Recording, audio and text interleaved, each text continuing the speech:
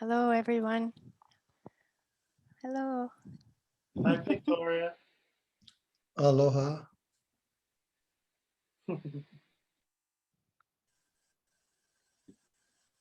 Remember to take the time to be with everybody on each page if you can, if you want to. Just being with us, each other, good for us. Mm.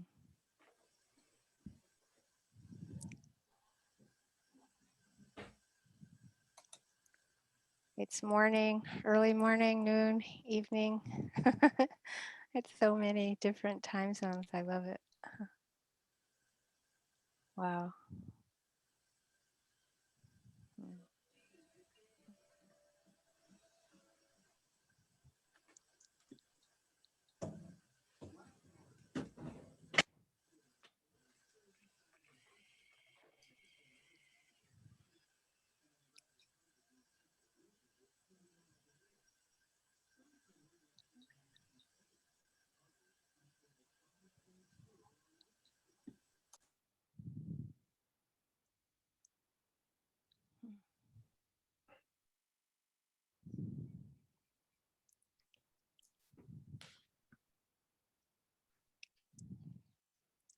It's still amazing that we can all be with each other in our homes. It's amazing seeing everybody settle in.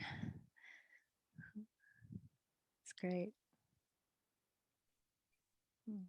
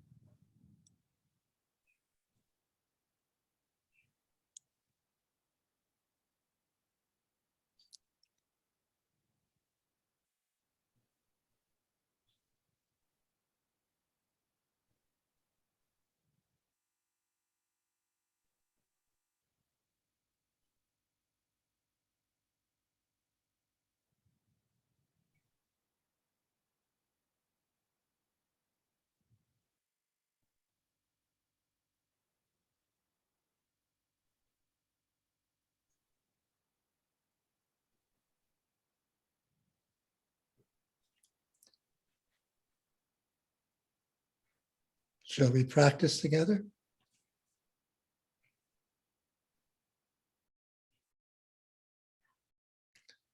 While your eyes are still open, if they are.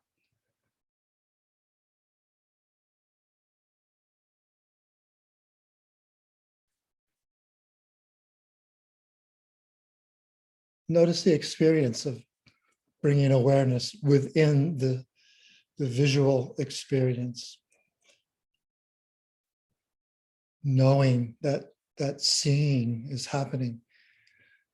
If you're looking at the quilt of colors on the screen, or if you bring your awareness to the physical eyes and sense the inner eye sensitivity, or the mental experience of seeing consciousness, the knowing of visual experience.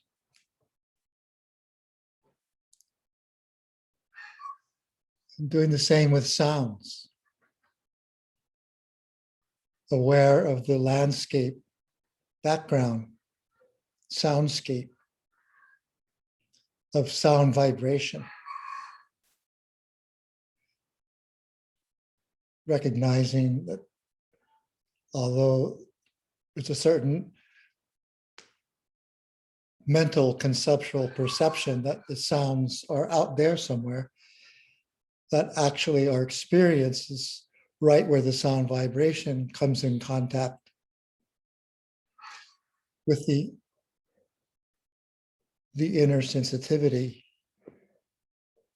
of the ear, the receptors that vibrate when the sound vibration touch, that inner sensitivity. And then there's hearing consciousness, the knowing of sound, being aware of that.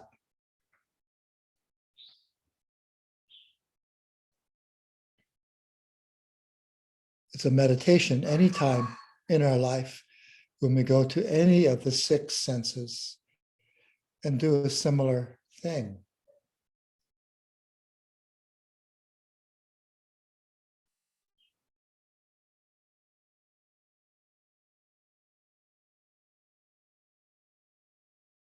The incoming light, sound, sensation, flavor, fragrance, our mental image. So with the mental image, let's just pause here a bit and call one up. Call up the mental image of something near or far, something right near you, or a special place that comes to mind that you think of that soothes your system, a forest, a tree, a stream, an ocean, and just hold that meditative object, that visual picture in the mind, right here, in the consciousness.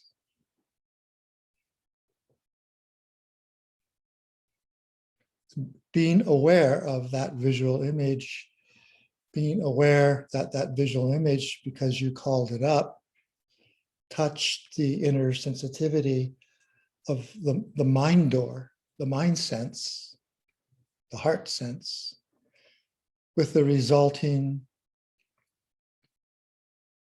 experience of that formation, that mental formation, that inner visual formation that is arising in the through the thinking, thought, mind door. So being aware of thinking consciousness, awareness of the knowing of thought formation.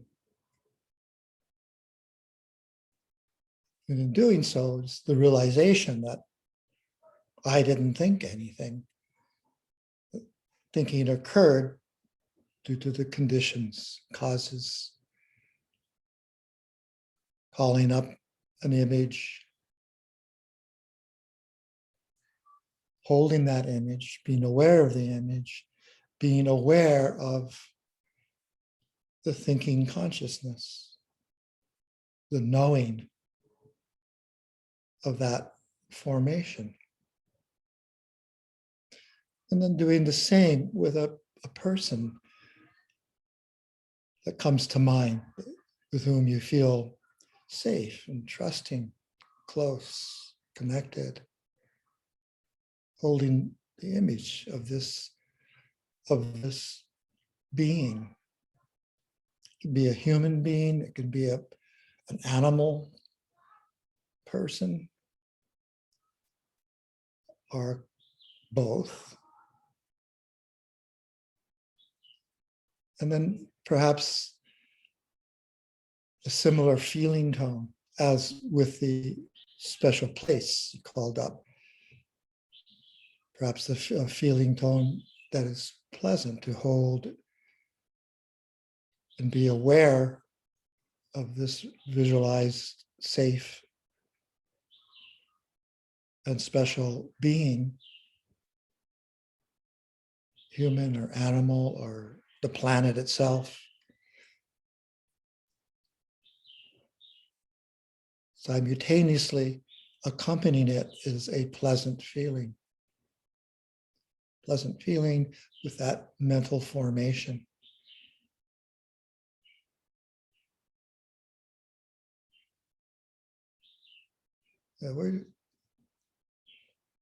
in a meditative process. When we do this, we do these practices and know the senses free of the attachment and identification that are a habit, an old, deep habit, where we immediately conceptualize and have a narrative about the sense experience, what we see, what we hear, what we feel in the body, what we feel in the heart.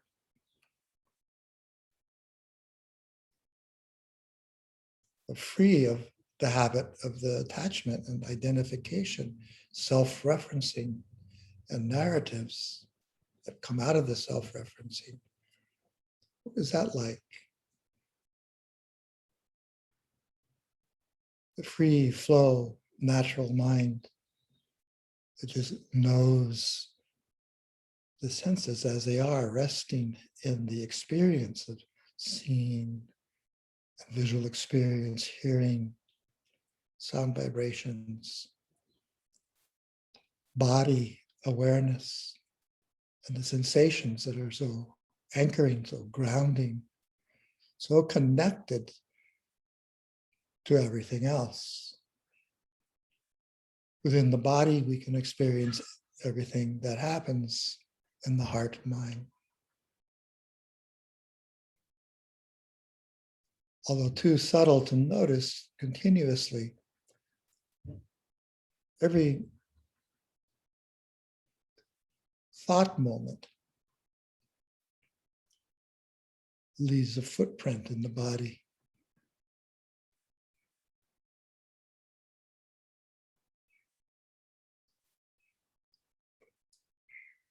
Particular thoughts that have joy connected, or doubt connected, or courage connected.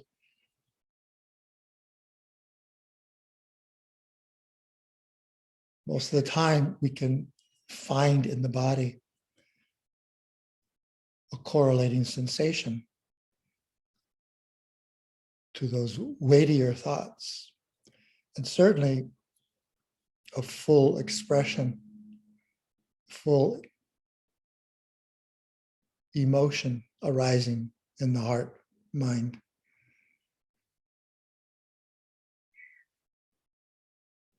A sudden surge of joy we feel running up the spine. Our deep feeling of rest and relaxation in the belly and the solar plexus. So that welcoming, like laying down on a comfortable mat and just letting the flesh roll off any sense of bracing, tension, anchor in the earth.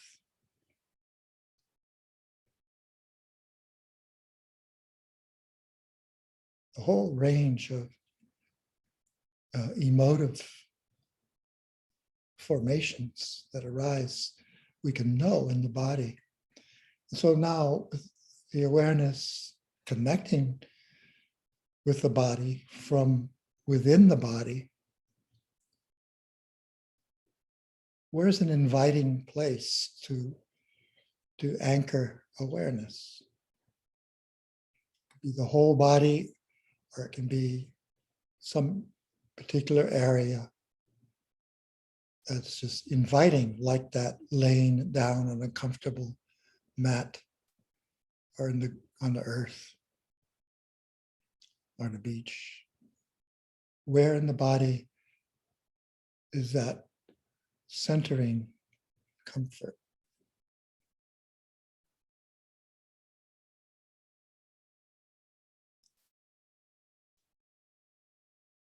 It can be a regular meditative anchor, such as the rise and fall of the abdomen, connected with the natural rhythms of in-breathing, out-breathing. or this day, this moment, it can be anywhere. Just being open to anywhere. So we don't fall into our meditative habits.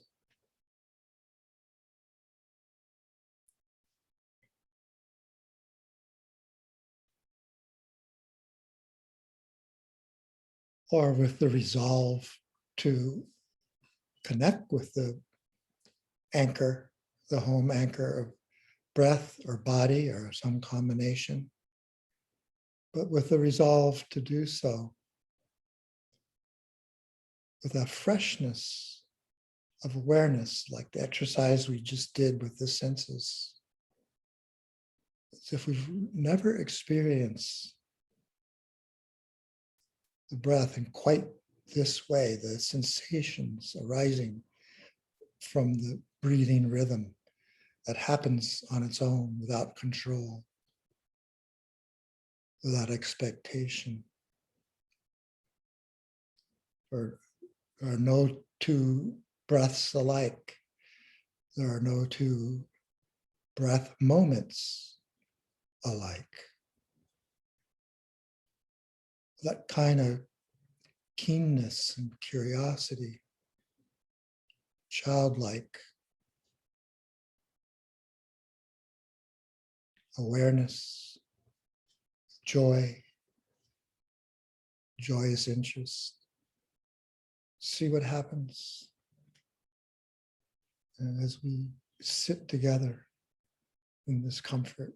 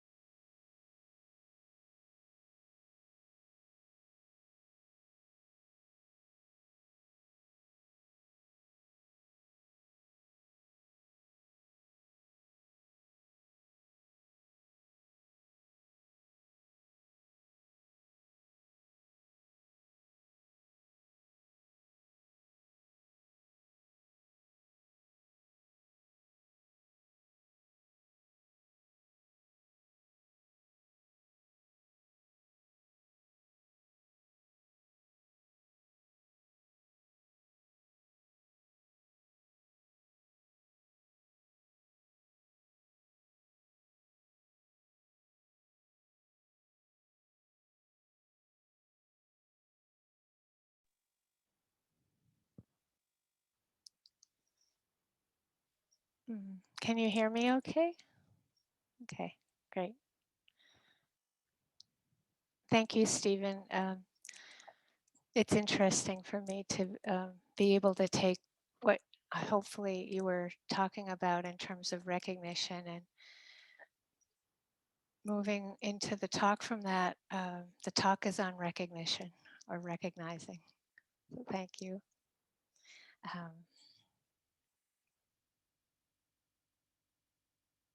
In my early years of meditation, I had a teacher named Deepama from India.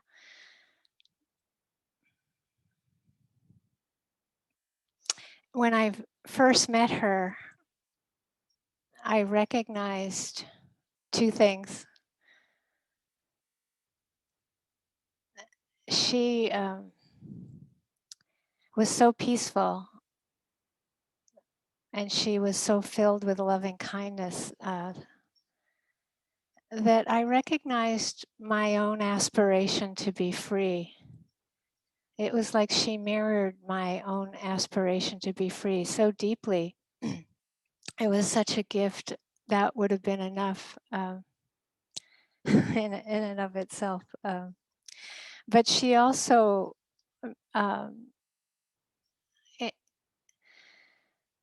not with words, but I also recognized my own potential, not just aspiration, but my potential to be free. And I don't necessarily think it mattered that she was a woman and a householder, but it really helped because at that time I'd never met a woman and a householder teaching. Or that free. So I think that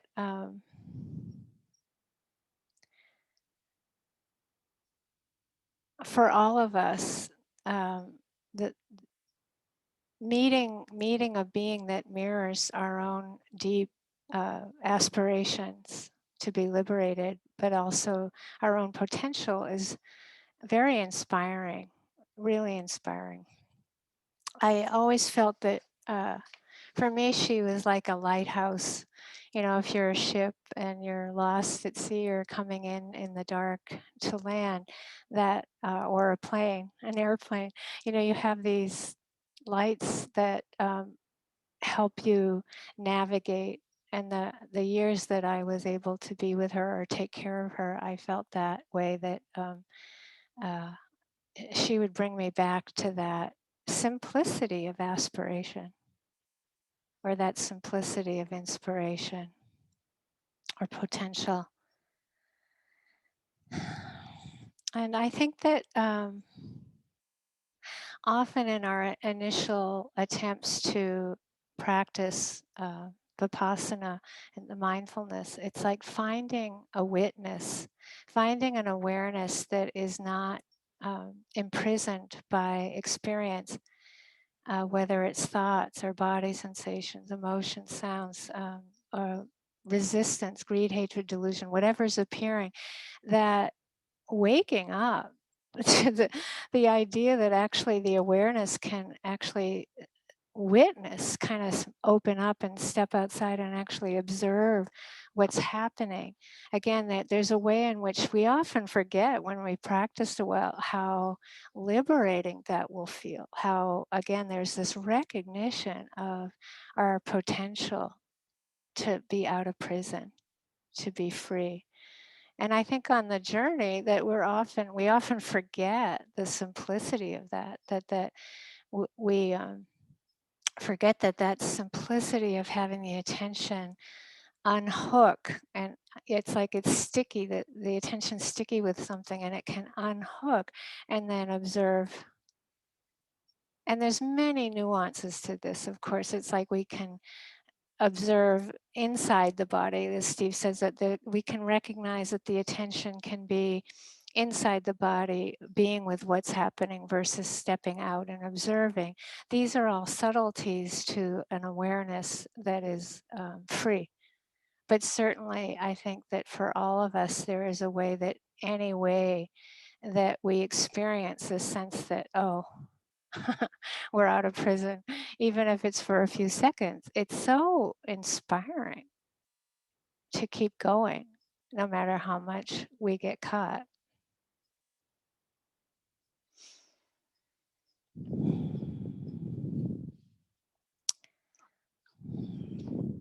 One of the ways that I also found Deepama very inspiring was that she had the fragrance, a very powerful, palpable fragrance of a saint, but she also didn't feel totally free.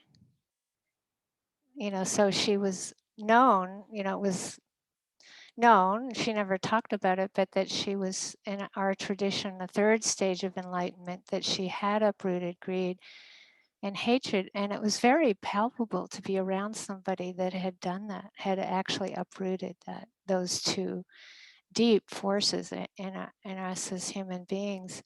But also, there's more work to do. There's conceit doesn't disappear. Conceit, feeling better than, feeling worse than, feeling equal to.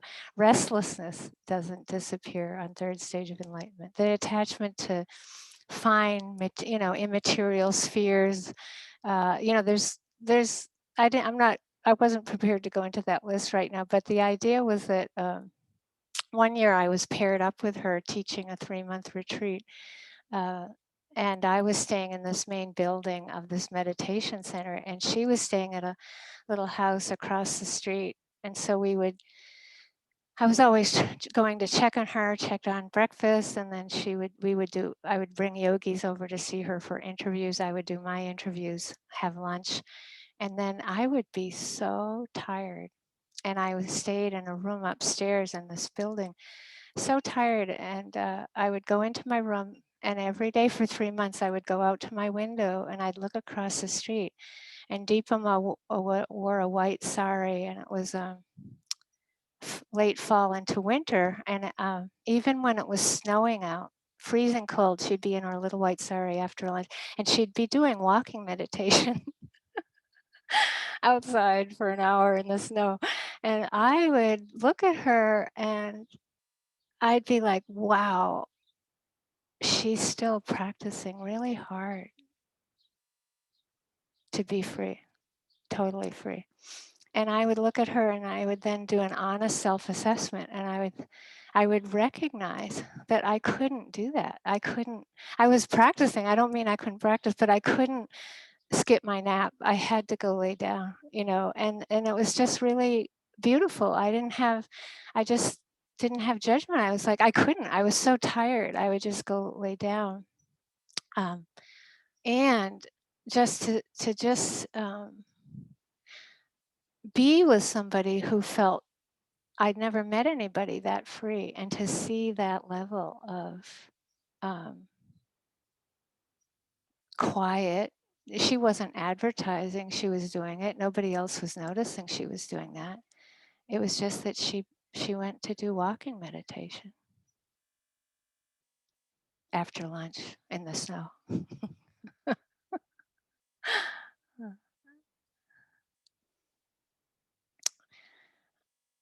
The description of a fully awake being is that there is what is called peace, equanimity at each sense door, each moment of experience. So as our karma is unfolding moment to moment, there's a seeing, as Steve was bringing us into seeing or hearing, seeing, hearing, thinking, smelling, tasting, body sensations.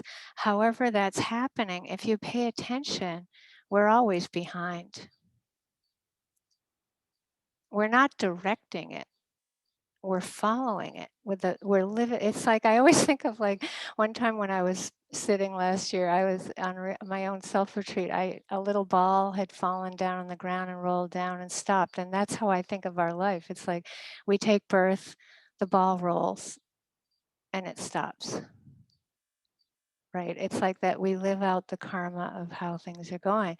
And with a fully awake being, there's no resistance to whatever is happening whatsoever. The aversion, attachment, delusion is gone. So there's peace with every sight, smell, taste, touch. And being around Deepama, was good enough for me to taste that that was possible. And we practice, a lot of you that I know here right now in this sitting and talk. It's like, I know you've tasted that at times. Even if it's a few seconds, you get a glimpse. I think of it as that we get these glimpses of peace. And again, it's so inspiring. It helps us to keep working with the aversion, the attachment, the delusion, to keep going. So another way to describe that peace is without conditions. It's an unconditional acceptance of how things are. And often then we have to talk about the human condition, the existential predicament of Lokadhamma. Lokadhamma is the way of the world that the Buddha taught, that there are conditions of vicissitudes of joy and sorrow that we all meet, of pleasure and pain, of gain and loss, of fame and disrepute. And so that the Buddha faced those vicissitudes, Dipama faced those vicissitudes, the Dalai Lama does, all of us does, the cockroach, the ant, the whale, all of us who take birth face these vicissitudes. And if you look at those vicissitudes, it's often the ones that we don't like, that we resist, right? And then we suffer.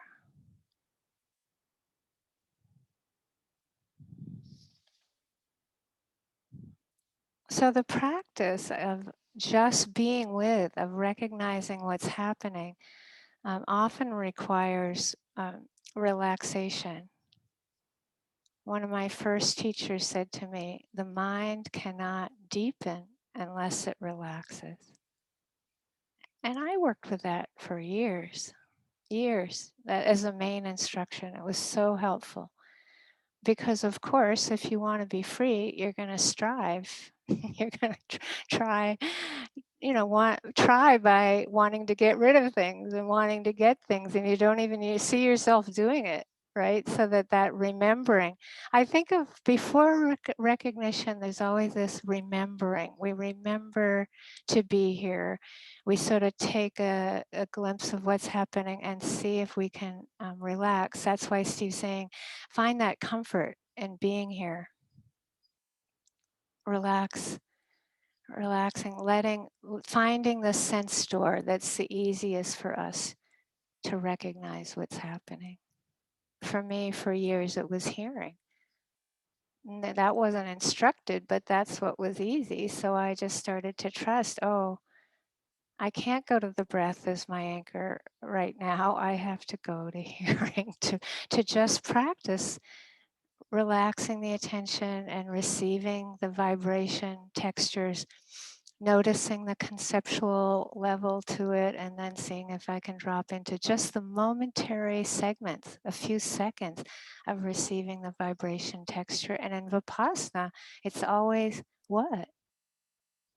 Seeing it end.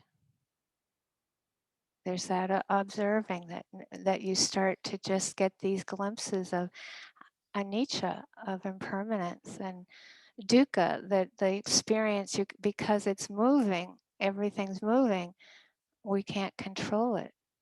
It's not dependable, the dukkha, the vulnerability of that. And so the recognition brings us to the acceptance of how things are, right? There's a relax, the recognition, and then the connection with the hearing or the seeing or the tasting, the touching, the smelling, the thinking. And it's often in a busy human life in 2021, it's just that sense of being able to remember, to recognize, right? It's like, to me, it's 50% of waking up over and over. It's just like remembering that we're not trying to get anything. We're not trying to get rid of anything. We're just being with what's happening.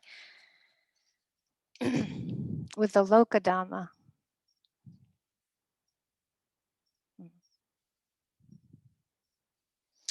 I many years ago started, if you can see me, I have a little mala that fits around my wrist.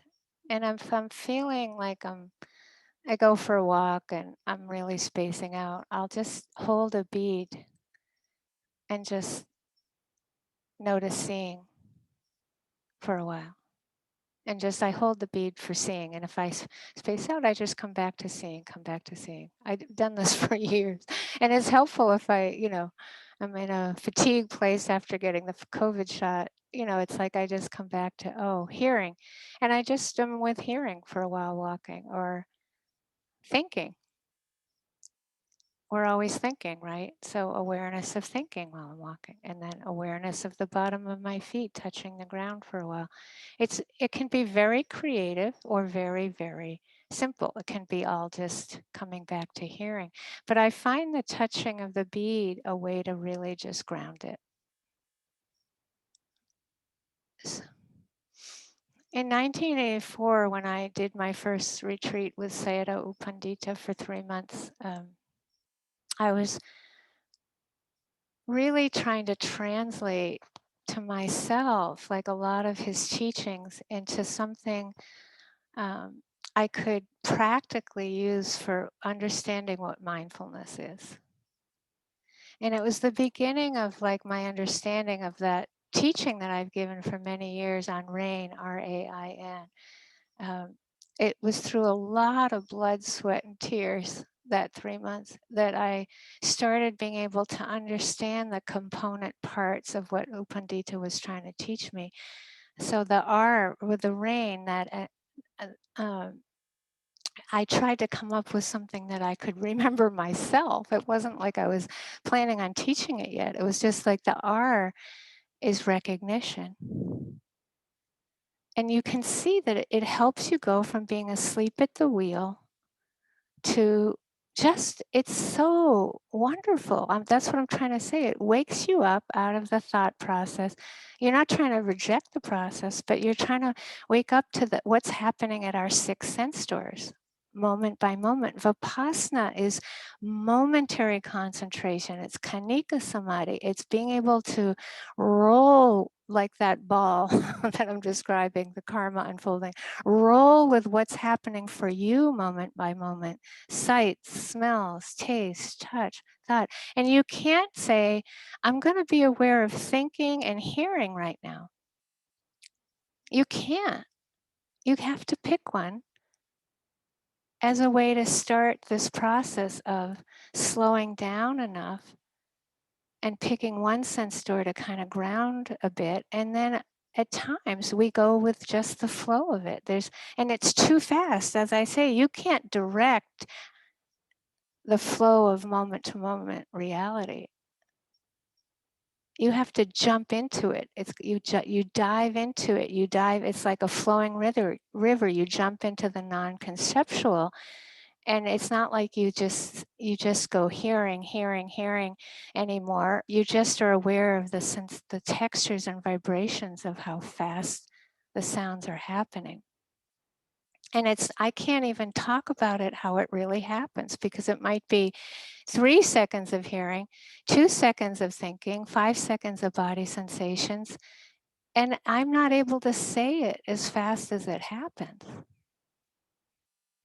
So at times I'm not saying hold the beat all the time and just be like hearing. No, it's just like use some level of, you will all know already, it's like your practice to ground, to relax, to be here. And then you see sometimes if you can jump into how things are, connect with this flow of how things are. Which gives us further connection with anicca, dukkha, anatta, right? The idea is that you're doing this to deeply connect with how things are so that we understand how things are. So it's not, there's a point to it. I had wanted to read this a while ago in the talk, but I've been reading this book of poems by the late poems of Wang Anshi a lot. So over this year, you'll be hearing them a lot. This is called recognizing myself. Shores cold, bamboo leans and sways, water clear, chestnuts ripple and swell as shrimp stir, waving whiskers adrift, and fish rouse, frolic fins and flippers. Frolic fins and flappers.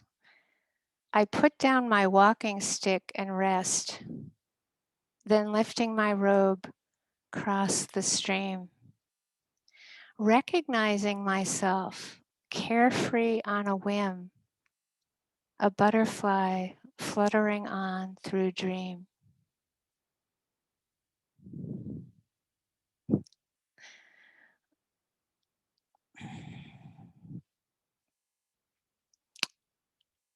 He recognized himself as free. The metaphor is the butterfly, right? He's out of the cocoon. It's like he saw himself as free. I saw myself free in Deepama, right? It's like sixth sense door, moment to moment awareness when we're not holding on with greed or pushing away with aversion or not seeing clear with delusion. That's free. You've tasted it already. You wouldn't come back to keep sitting and walking and doing it if you haven't tasted it already. That flow of sixth sense door awareness. And then at some point we grab hold of pleasure because it's past and we suffer. At some point pain arises and we're afraid of it, or we push it away, we don't see it clearly, and we get stuck, we hold on. Now, has life stopped? No. At any moment you can drop back into the flow. The truth is always the truth. The truth is always there. It's just that we get distracted. So when I did that, many years of teaching about RAIN, RAIN, recognition, acceptance, interest, non-identification, as aspects of mindfulness, I started teaching the opposites because I felt like it was so important that people didn't feel like that's what should be happening all the time. So the opposite of R, recognition, is what? Distraction. Spaced out, disconnected. There's the D. Rain, drop. I came up with drop. It was harder to come up with the drop. I had to really work at some of them, but they're the opposites. The opposite of R, of recognition, is this distraction. The opposite of acceptance is resistance. I have a injury right now in my right hip glute area, and the pain keeps getting worse. It's unbelievable. It's just like become excruciating. And so I've been watching this process of like having been okay with it, but it has become nerve pain. Nerve pain. How many people, raise your hand if you like nerve pain, right? No, nobody likes nerve pain. It's just like there's something about it that, you just don't think should be happening. And just noticing that sense of, usually for me, there's a feeling that I shouldn't have aversion to it.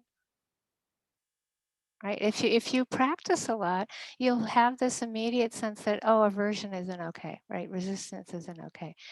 But I'm getting to pay attention. So I didn't sleep last night hardly at all because it's so intense. And it's like, oh, resistance. Wow, nerve pain. Wow, yeah, I remember I don't like nerve pain, right? It's that whole process of realizing, oh, it's going to take a lot of compassion. It's going to take facing impatience.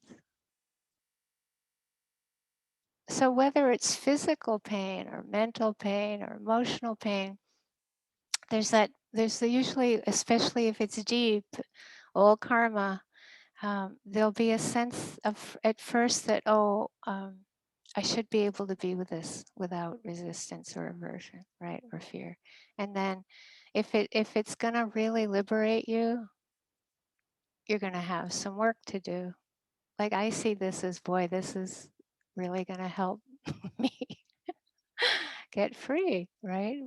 And I have to face the impatience. I have to face the resistance, and then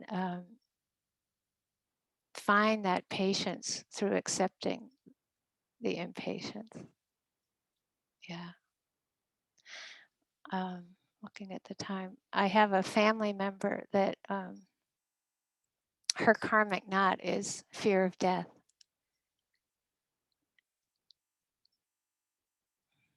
Mortality. And I didn't speak directly with her. I spoke with another family member who wanted to talk with me about ways that I might be helpful indirectly. And it was really interesting because it's like the whole family has gotten into fear of, right? So it's like she keeps going to the hospital for all these tests because she thinks she's going to die of something. But actually, it's death she's afraid of, right? And I'm describing this because we all do this in some level. It's like we get caught in the projection of, not the experience of. So I kept this person I was talking with yesterday was so interesting because no matter what I said about, let's just drop the of, the fear of having this disease or having that disease or this problem physically, or that, I was like, let's just talk about maybe that she's not accepting fear. Forget fear of death. I'm like, let's just talk about fear. Is she able to accept fear? And it was like this person couldn't go there even. And I'm like, it was really funny because I'm like, this is what I do. Can you just like listen to this for like 5 minutes? And it was like the conversation went on for 2 hours and it would almost get there like, oh, like maybe we could just accept fear and be with that experience. And then it would slip. And I'm like, yeah, exactly. We could go to the place where I would say most humans are afraid of death, right? Maybe we could try that angle, that maybe we all have a lot of company. We have a lot of company, and there's a lot of compassion for that, right? But it was so interesting that idea of maybe we could just be with it and accept it. And accept, because even one of the things that I heard this person saying is that, why am I afraid so much all the time? And actually, I know this person so well, I could tell you all the reasons why I believe this person is afraid most of the time. I know them, but it's not going to help.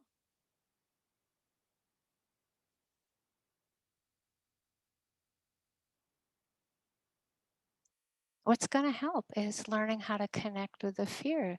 Like Steve was talking about this in the instruction. It's like you start with the hearing, you start with the seeing, you start with the sense doors, and then it's like you learn how to be with the beginning, middle, end of a sound, beginning, middle, end of a thought. And then when it gets to fear or anger or the vicissitudes, the difficult ones, the loss, right? All the grief, whatever it is that's hard for us, it's like, wow, that's when we're really seeing the potential for liberation. It's just another experience. Like it's like hearing, fear, thinking, happiness, joy, and it was fun for me because the person I was talking with sometimes actually, as I was talking, got it and then would forget, and got it and would forget. Now, how many times has that happened to me? How many times has that happened to you? We forget, right?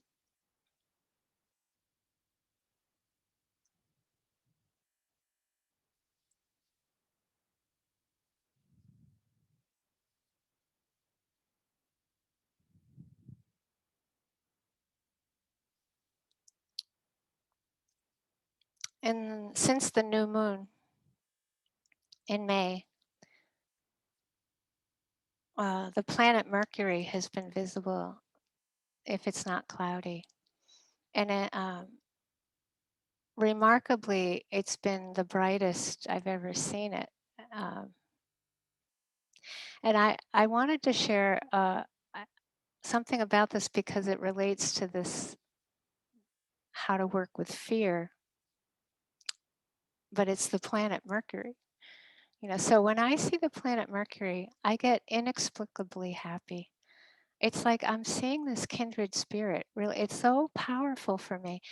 And so I could tell you, I could say, well, I can go to a book or the Google and I can learn all about Mercury, right? Where it is in the solar system, how far it is from the Earth. I can learn like when it took birth in the solar system. There's incredible information nowadays. I could probably find on a channel like public television, a show on the planets and learn even more about it and see it visually, right? And I do those things. But it still does not help me connect in the way that brings that happiness. So just to walk outside and wait for the dark and to see it appear. It's getting very faint now. It was bright and now it's disappearing. And it won't, I won't see it for a long time. But it's like just to be there and just be with it, right? Seeing it, connecting.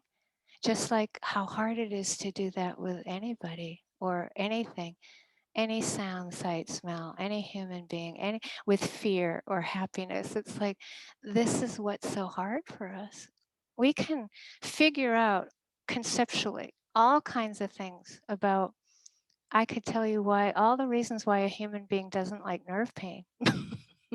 But it's still not going to help you be with nerve pain when you're at the dentist and the Novocaine doesn't work or whatever. It's just like, yeah, it's like, we know that one. We don't like it, right? And it's okay not to like it. And of course, I'm going to do something about it. I'm going to go see if I can relieve this somehow, of course. But it's like that idea again that it's so hard for us to know how to just be with things as they are, really are, non-conceptually. And that connection that brings us to the truth of anicca, dukkha, anatta. And the truth of anicca for me right now with this nerve pain is really helpful. When something feels really permanent, I know for the person in my family with this fear, it feels really permanent. It's so hard for her. Often when we hear about somebody else's karmic knots, they sound like, oh, well, she's just afraid of death. What's the problem? But actually, then at some point, a week later, or 2 weeks later, or 3 weeks later, we hit what's hard for us. And then we're humble and we go, oh, I get it. I get why this person's having such a hard time.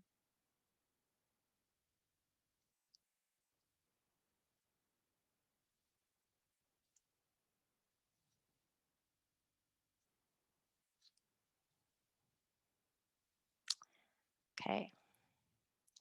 I wanted to mention just one more thing, and that's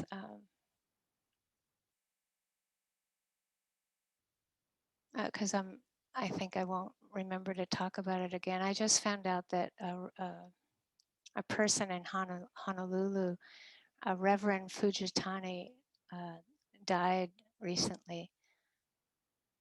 He was 90.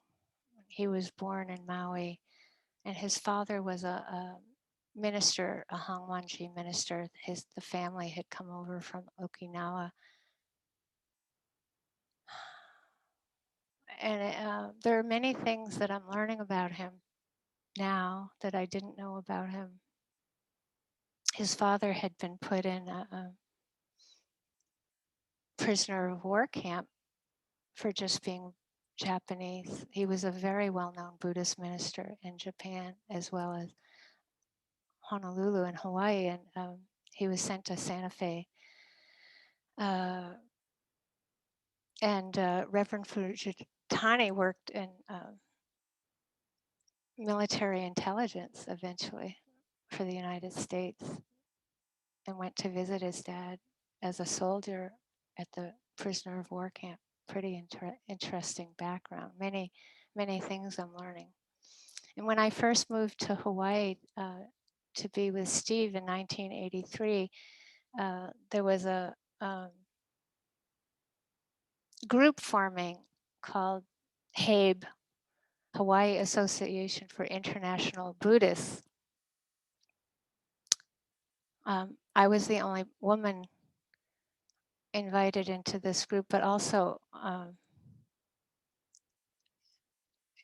it was like walking into a room of ancient patriarchs, like really old, like, and from a lot of Japanese Buddhist sects, not just Hongwanji, but Shinto, or many. Hawaii has had Buddhism around for a long time, and the two youngest men were Aiken Roshi and from the Zen tradition, and Reverend Fujitani, who, he was 90. He just passed away and he's 90. And I realized he must have been like 55 or something when I met him. He still didn't have gray hair. And I walked in and he could see like how I had never been in Hawaii, like never mind this group of people. And Reverend Fujitani looked at me and he came over and he was so kind. He was so welcoming and so kind every meeting for a few years. Aiken Roshi and I finally got out of having to go to the meetings after some years, but remembering kindness and recognizing kindness. I'm ending the talk with this because I think it's so important. Like in this human world with all the vicissitudes, and I didn't get to see Reverend Fujitani for recent years, but he worked so hard with interfaith work his last years, and he's so beloved. There are many stories I could tell you about him, but I just wanted to say recognizing and remembering kindness is an aspect of being a peaceful, kind human being. So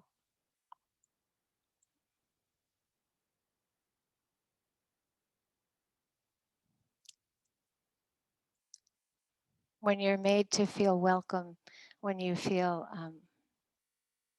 like you don't belong, is a wonderful gift. So do you have any questions for Steve, instructions or anything? Oh, and Jesse's not here to tell us what to do.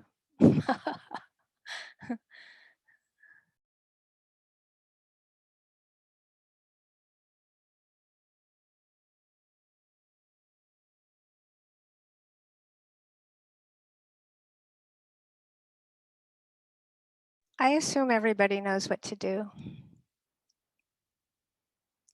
I guess I could try to figure it out. I think you go to reactions. Oh, good. Thanks, Jake. Did I unmute? Yeah. Okay. Thanks, Jake. Well, Jake will help us.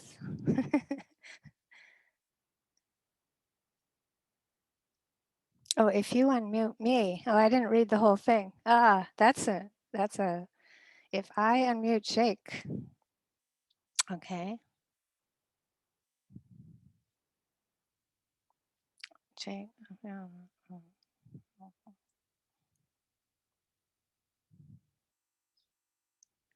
Tricky. Do I go? Oh, okay. Whoop. I can do it. Wow. Whoop. There you go. Wow. Brilliant. I'm calling it a day. Steve can answer questions. That was exhausting.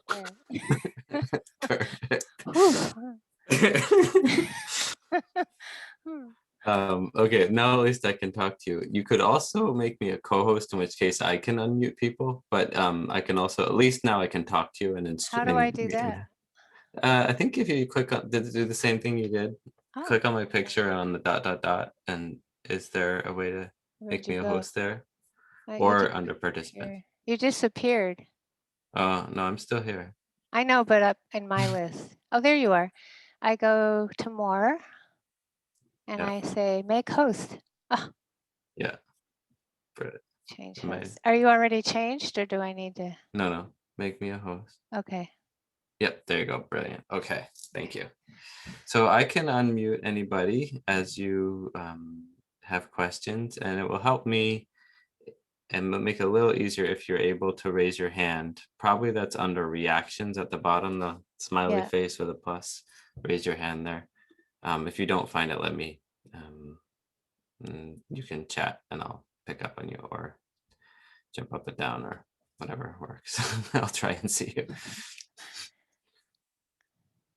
So any questions for Stephen on the instructions, or Michelle on the lovely talk?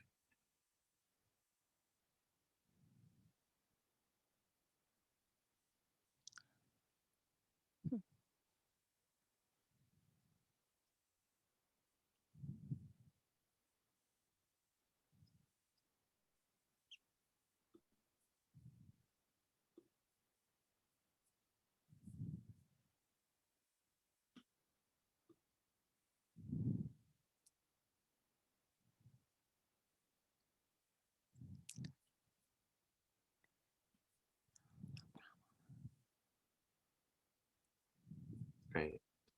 Susan.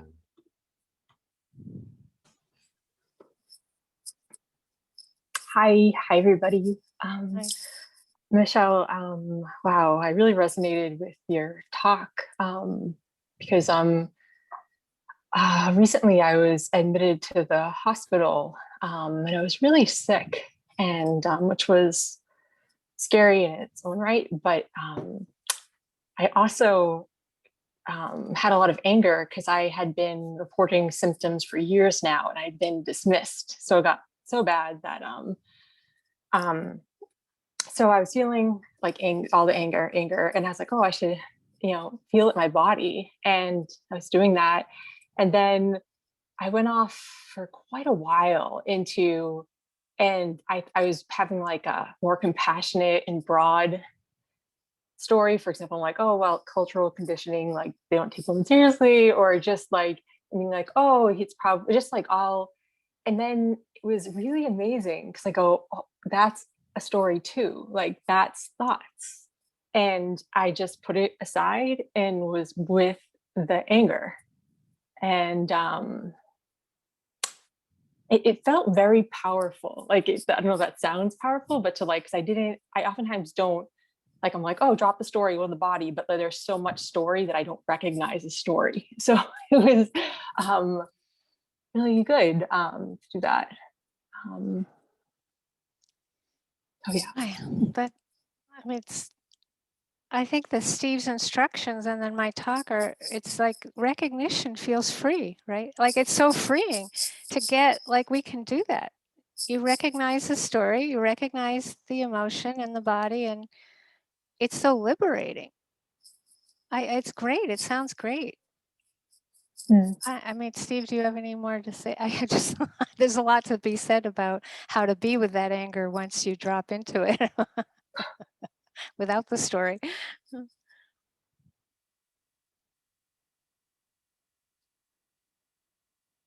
I'm hearing that you did it. I didn't hear a question there. I just hear that you knew what to do, and you eliminated the unnecessary, the narrative that can separate us from the feelings, from the emotions. And when you set that aside, it is empowering to feel an emotion as emotion, not a story about it. That's meditation. That's being in the present. That's empowering. Great. Thank you.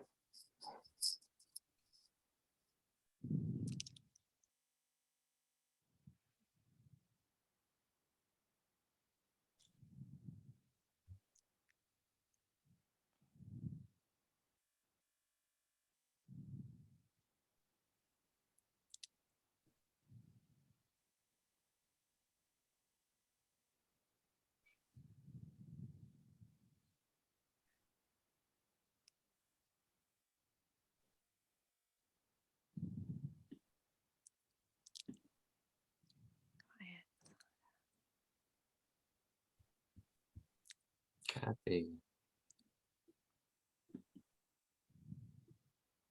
Hi, everyone. I have a bit of a,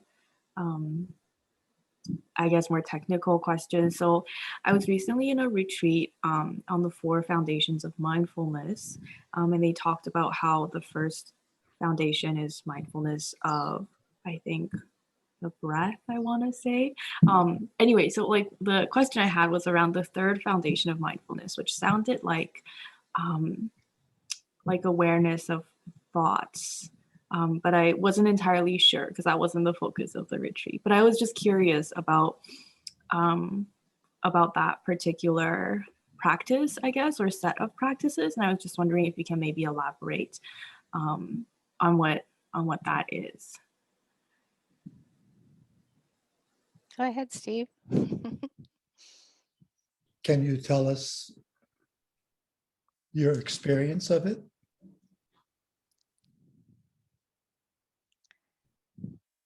Since you just did the retreat?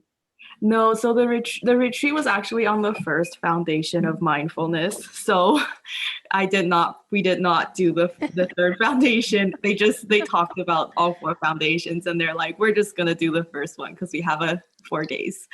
So what seems important to you right now?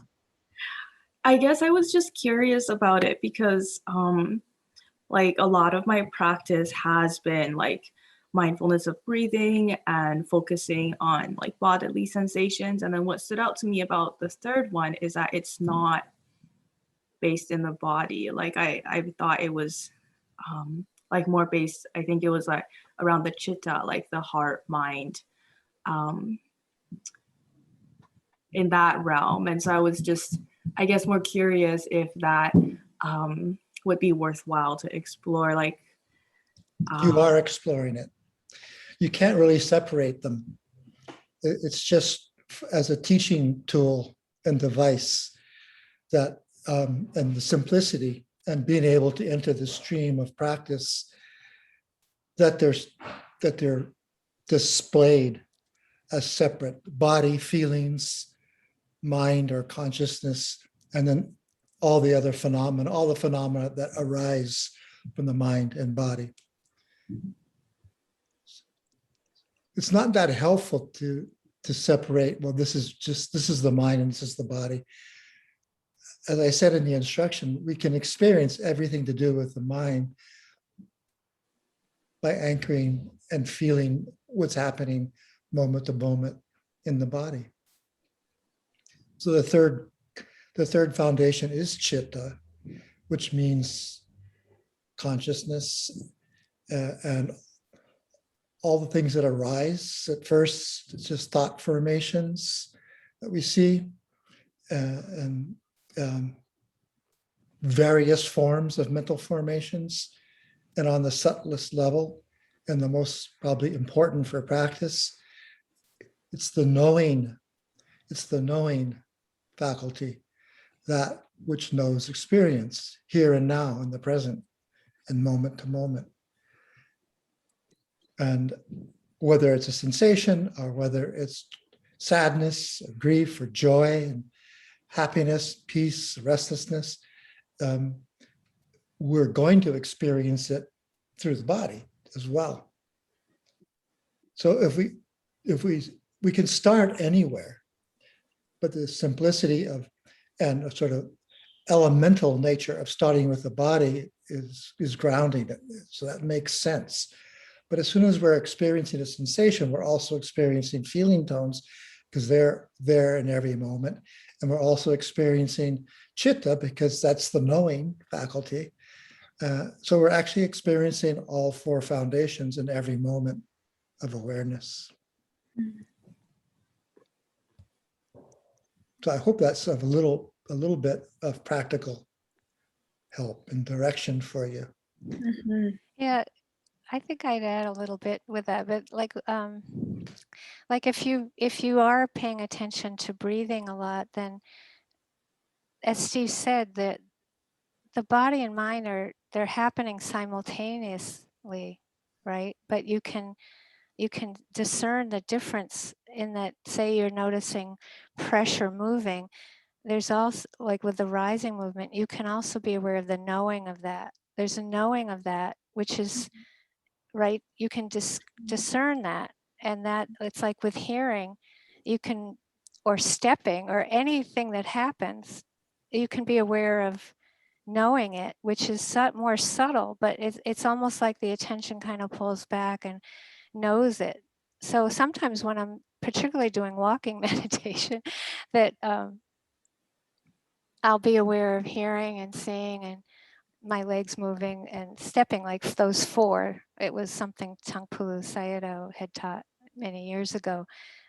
You can be aware of hearing for a while, seeing for a while, your legs moving for a while, the bottom of your feet touching. But I always add knowing, the fifth, so that just be aware of knowing you're walking for a while, so that you start to include it as something, Kathy, that you can be aware of. You're discerning that. Just like with anger, you can be aware of the body sensations, but you can be also aware of knowing that anger is happening. Sometimes that can really cool you out, because anger can be so hot and like a fire. So that, or with fear, with happiness, you can know happiness is happening, and then you go back into the body, and then you're aware of the mind again. You can play with this stuff. And in August, we're going to take a week for all four. So on the third week in August, we're going to be doing Chitta. You'll get a whole week of it. Thank you. Thank you Yeah. both. It's a good question.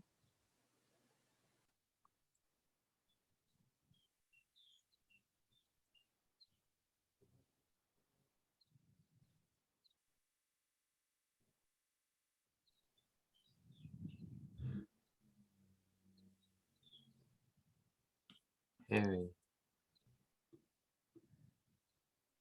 Harry?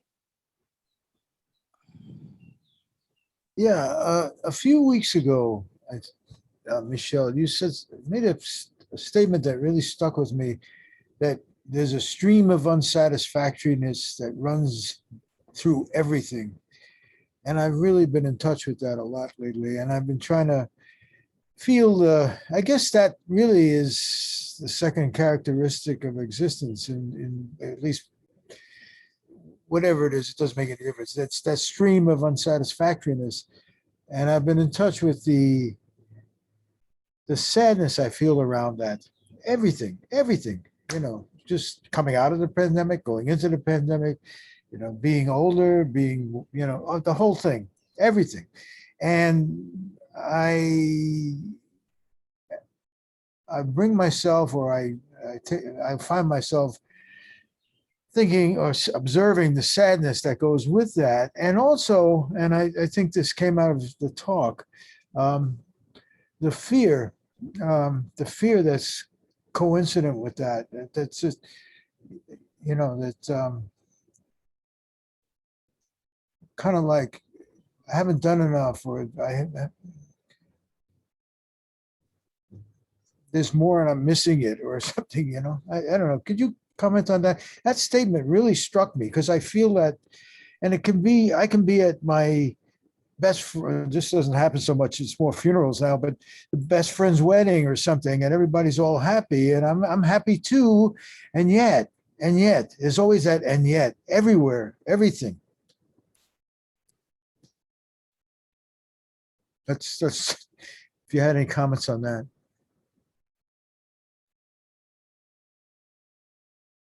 Mute.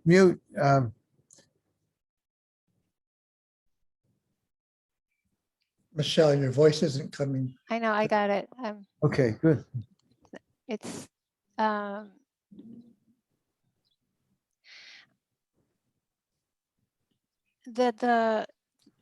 Buddha taught that, not that it matters really, but just that it was the third army of Mara. He said there's a stream of dissatisfaction running through the human mind. It's just the way it is. And I think once you start really getting that,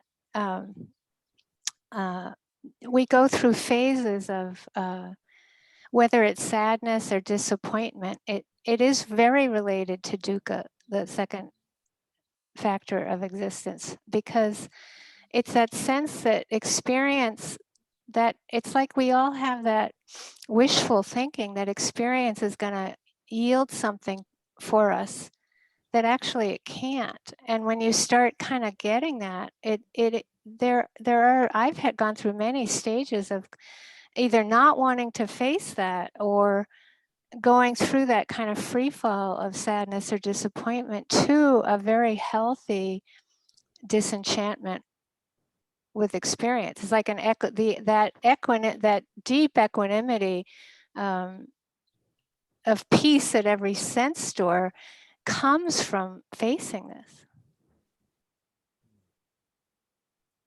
It's really, really important, but it's not always fun.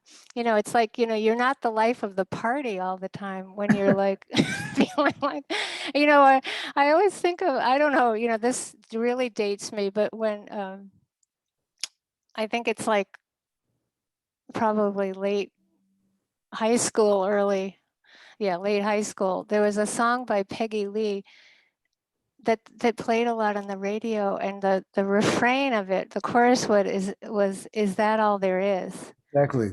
Yeah, right? Exactly. Except she's an alcoholic and she's going to drink Oh. herself to oblivion, right? Because she's actually getting it, but there's no option except for drinking yourself to oblivion. Whereas the Buddha taught there is freedom in really accepting that and getting it. It's huge. Very happy for you. This is when the teachers all start going, yay, Harry, yay, to cheer you on, because it's not, I really have to say, it's not always that easy, but it's liberating. I certainly have been, and still I'm in my better days, the life of the party, and have all that about me. But now I'm feeling like just Mr. Gloom or something. I don't know if it comes from being in New York or growing up in World War II or whatever the karmic things that have shaped me into this particular. It just seems to be. I'm certainly getting sick, really sick, and then coming through that, and then as I tiptoe out of the pandemic, it's really interesting because there's a kind of PTSD that goes with that and goes with the post-COVID stuff, that it's like yeah, this is great, but wait till you see. It's like I can hear people in my family who had a lot, just wait, you'll see. This is a whole Catholic East Coast Italian thing, I think. And yeah. So, this is the thing. I'm noting it. I want it to go away, but Right, it ain't going away. It can be a good friend. I'm sure Steve has a bunch of stuff to say, but I'll just add one thing, which is like the Buddha said that developing a taste for liberation, it was a taste. It's like the taste of salt in the ocean, and that it's like that stickiness with experience. It's sort of the stickiness starts to unravel, and you're left with just being quiet with things, and it's actually really it's very wonderful, but it takes being willing to go through what you're saying. So just wait is true. Yeah, in a good sense. Yeah, in the good sense, it is. It's like that. I think that we don't have a lot of people we know that are preferring to be quiet. So they're not mirroring this for you. It's I think that's the hardest part is just tasting that. Let yourself go through that sadness and then just be with what is happening. And it's actually, it's not as intense. Mm-hmm. And I think that we're all intensity junkies. We like intensity. I am, I know. Yeah. Well, most humans like intensity. Yeah. So I think this is really important. I'm glad you brought it up. And Steve, do you have any more? I think this is like worth 5 Dharma talks. It's so good. I just encourage lingering with Michelle's advice, and presenting that disenchantment insight, understanding the disenchantment insight. It's all getting to know dukkha on ever more subtle levels in experience. It's maturing around that dukkha, not needing to get rid of it constantly, as we're conditioned to, understanding it. And sadness is a healthy sadness. It's a Dhamma sadness, a spiritual sadness that is a facet of the dukkha. And the fear you experience is a Dhamma fear, the fear of not wanting to go back into spiritual slumber, the fear of not being awake. So that's what I'm hearing when I hear you speak, and knowing your practice and your experience. These are all Dhamma elements and emotions coming about.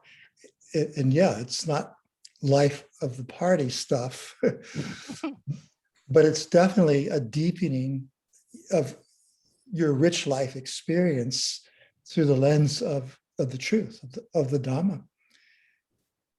Yeah, the flip side of that, in a way, I don't know if I'm still, yeah, the flip side of that is this, you said not one, is wanting to be awake, wanting to be more awake. Yes, Wanting that's right. to be more, that's really it. I want to be That's more a healthy awake. desire. That's a Yeah, healthy desire. I see it as that. Yes, I see it as that, and I have to see it as that. Yeah. Yeah. It's wonderful. Thank you. Yeah, thank you. Oh,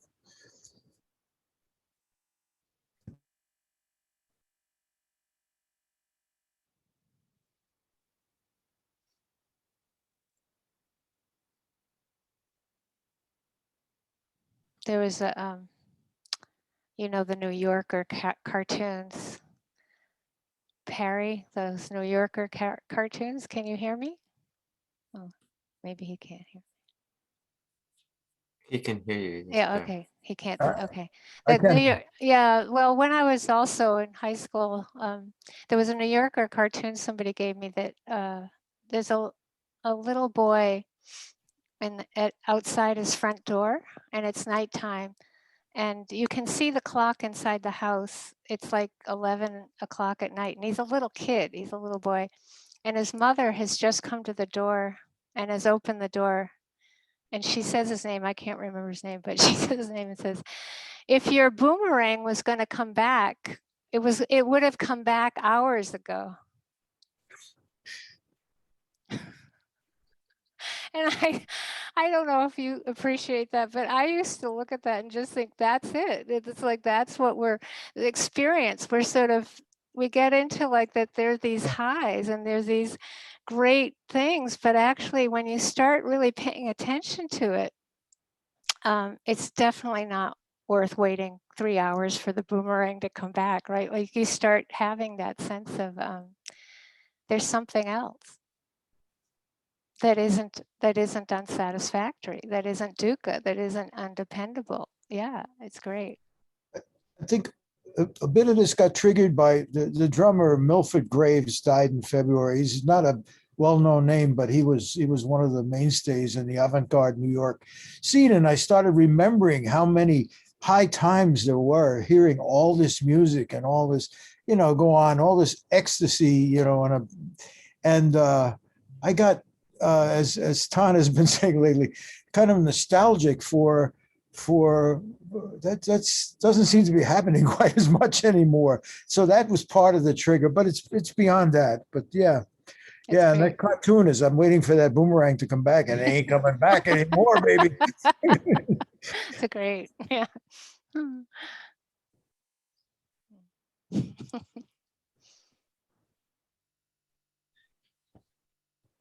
Oh, great. I hope you all have a great week of practice and life and learning and kindness.